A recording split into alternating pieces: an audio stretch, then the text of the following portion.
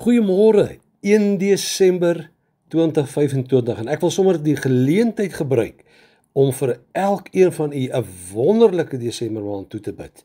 Dit maak nie saak of ons 'n moeilike jaar agter ons het nie en of ons 'n goeie jaar agter ons het nie. God is nog steeds goed. My eie persoonlike lewe was daar baie groot verlies. Maar 'n besondere woord wat ek gekry het terwyl ek in Nieu-Seeland was, is om elke geleentheid waar daar iets is wat my herinner aan my geliefde, dat ek met dankbaarheid en blydskap aan die hart vir die Here sê, Here, baie dankie, U wys vir my met rigtingwysers langs die pad. Dit was die mooi en die goeie van die lewe. Daarom moet ons dit sê vir elkeen wat verlies beleef het. Die woord grief, hy is 'n monster wat ook veral in die feestydde met jou wil rondwerk en speel.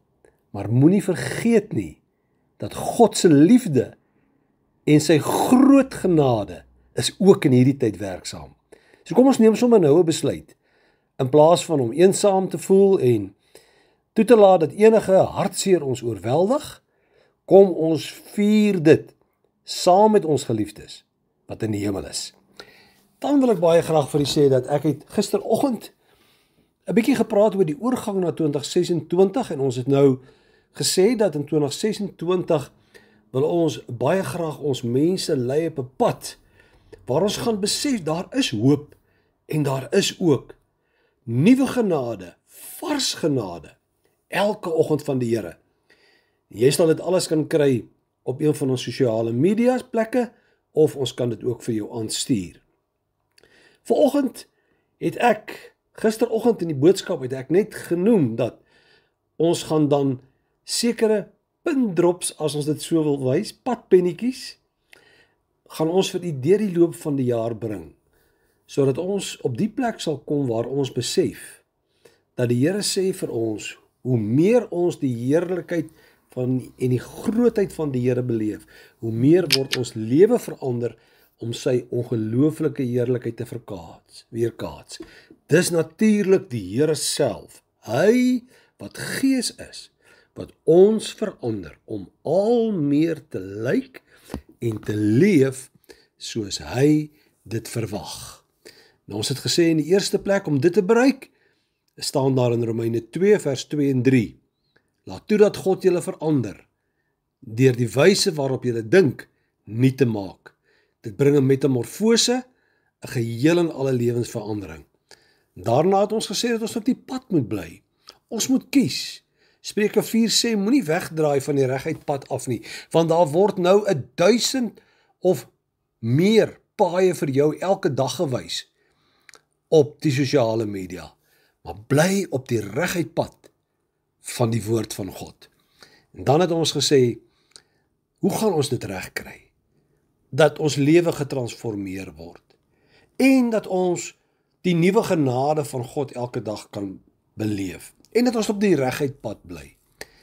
En ons het gepraat oor die 5 kernbeginsels vir elke kind van God, wat ons eintlik sê die 5 G's.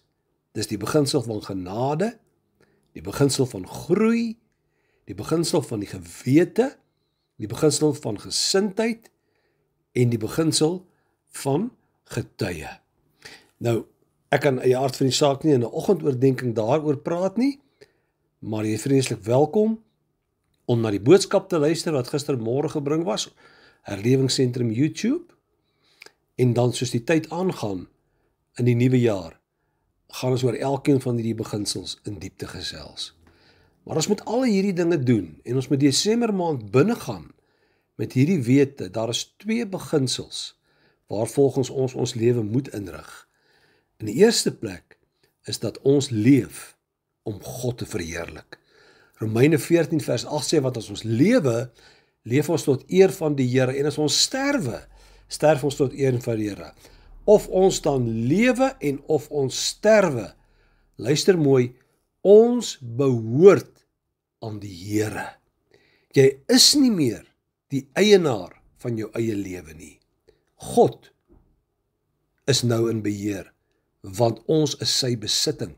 Hy het ons gekoop deur sy bloed. En dan in die tweede plek, moet ons ook in hierdie tye waarin ons lewe onthou, dat ons gaan eendag verslag gee van ons lewe. Dit lees ons in 2 Korintiërs 5 vers 10. Want ons moet almal voor die regterstoel van Christus verskyn, sodat elkeen kan ontvang wat hy deur die liggaam verrig het, volgens wat hy gedoen het, of dit goed is of kwaad. Mag hierdie gedagtes ook jou gees prikkel, veral in hierdie feestyd, dat ons daarin sal dink dat alles wat ons doen, moet ons doen tot God se verheerliking. Nie van onsself nie, maar tot eer van die Here. Vader, ons bid vanmôre hier in die begin van Desember maand, dat mense hulle ware vreugde sal vind nie in Kersgeskenke of in Kersetes nie. Dit is 'n tyd vir familie, Here, ons besef dit om dit te vier en ons gun elkeen hierdie vreugde. Maar dat ons verantwoordelik sal optree deur te onthou dat dit gaan oor die grootste geskenk wat reeds aan ons gegee is, Jesus Christus. Sal U asseblief elkeen op die paaie gaan bewaar en beskerm. En Here, sal U gee dat wanneer ons die nuwe jaar begin, ons gereed sal wees om 'n nuwe pad van hoop en elke oggend se vars genade met U te loop, terwyl ons besig is om te leer hoe ons al hoe meer soos Christus kan word. In Jesus mooi naam. Amen. Geseënde dag vir u elkeen.